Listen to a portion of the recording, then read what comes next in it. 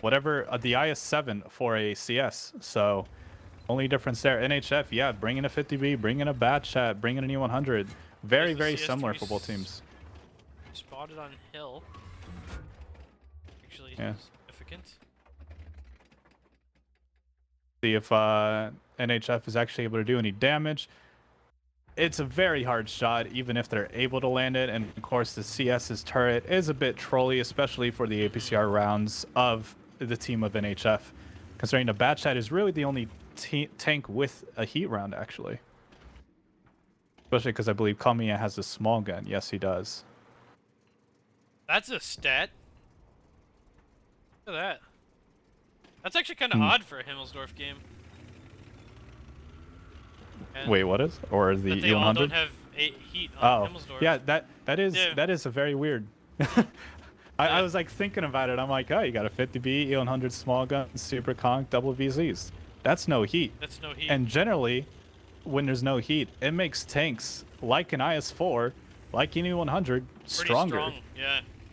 And this offense setup, they didn't really take any map control, but it's going to be one of these sets where they're going to go try to play the AB line here against the defense, and not really many shots being traded back and forth here.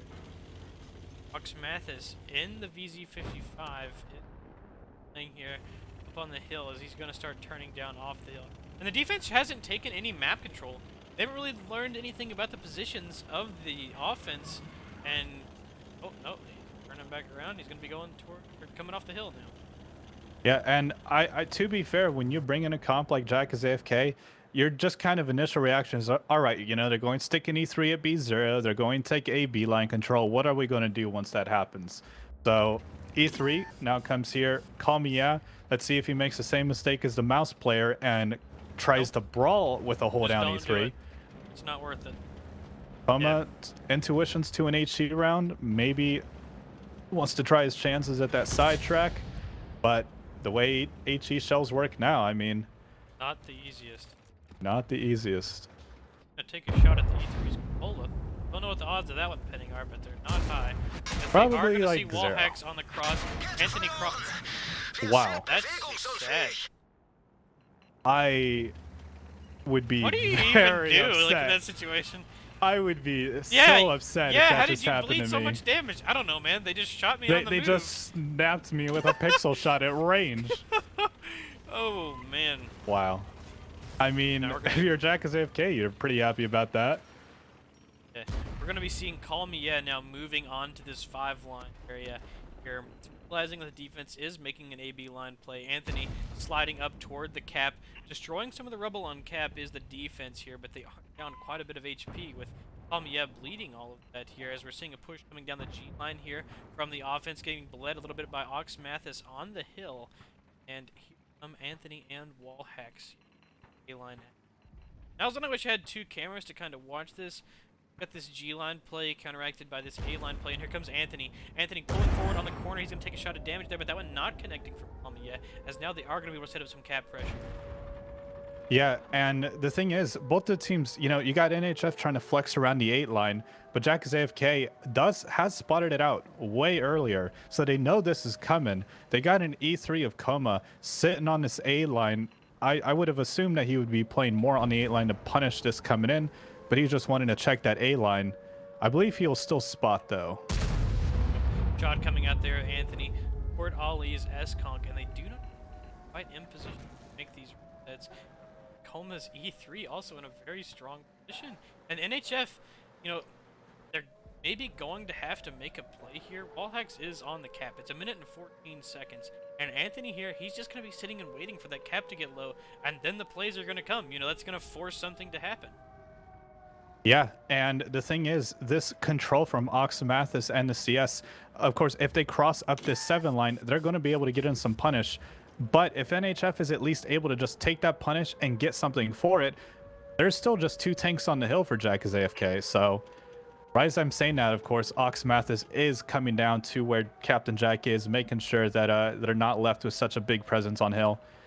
But the problem is NHF has just been bleeding. They're down 2,000 HP. The cap pressure is up to 30 seconds, and they're going to have to cross somebody in front of this double VZ E100 that's already low. Yeah, Makes I it. guess. Yeah, he made it. But he's going to have to die for a reset here, as now Calm is going to be coming around. He drops down to one shot, and he's not able to get the reset.